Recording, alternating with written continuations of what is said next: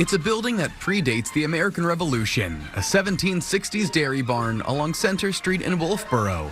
Inside, they're always getting new, old treasures.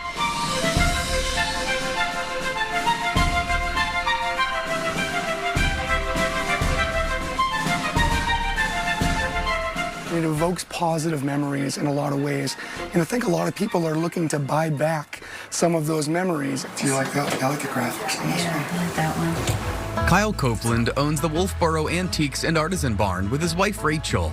I hope it brings smiles. That's what I'm all about is, it's a crazy world out there. People are like, I come in here just to look and lift my spirits because it is a really happy place. Residing in the oldest summer resort in America, duck decoys and skis, lake house, staple decor are their bread and butter, but you can find so much more. Vintage clothing or toys or decor that could go in anyone's home, not just someone who's into antiques per se. The collection is a reflection of the 50 vendors who curate their own spaces. They get a chance to really express themselves and have their own style. This is a nice piece right here.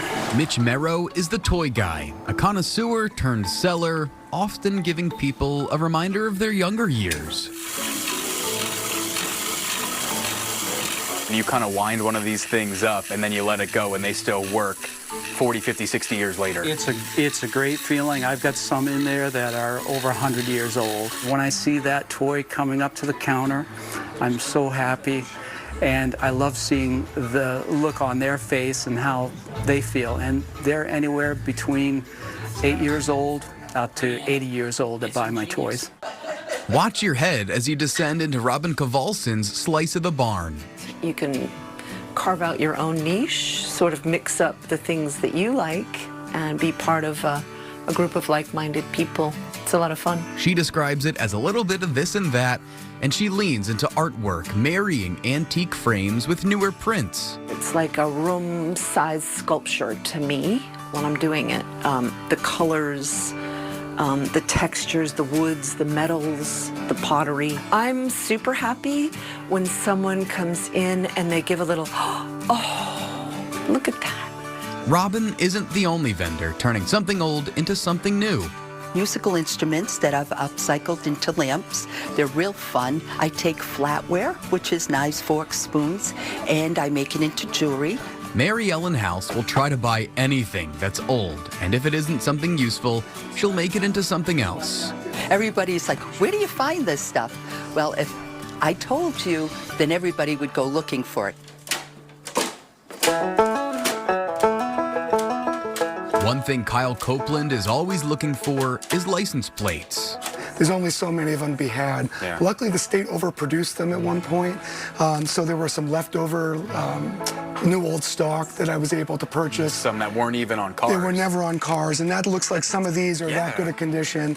He turns New Hampshire plates from the 1960s and 70s into art, making Bigfoot or spelling out the Big Lake, which can be a challenge considering each one only has 2 letters. And when we cut them up, I only get 2 per plate, so I have to cut quite a few plates to spell Lake Winnipesaukee, for instance. He's also gifted one of his works to a pretty well-known customer couple, late-night host Jimmy Fallon and his wife Nancy Juvenin. And we're very proud to say that they come in shopping every year. Generally, he'll stand right in the lobby. Every customer that walks in, he'll say, "Hi, I'm Jimmy," and introduce himself as if they don't know who he is. Her family has a New Hampshire lake house, and Kyle says they buy a lot. And I'd ask, what are you doing with all of this stuff? And they said, we've got a couple different homes that we like to decorate with vintage and antique items.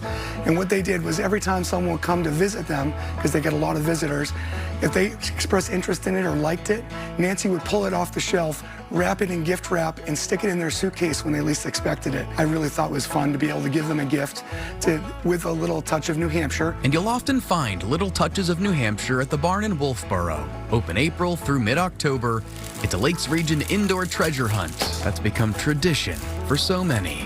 It's emotional for some people. So they can't even believe they're seeing something they haven't seen in maybe 40 or 50 years. And they're like, I never thought I would find it again. And so they buy it instantly, and we really make people's day.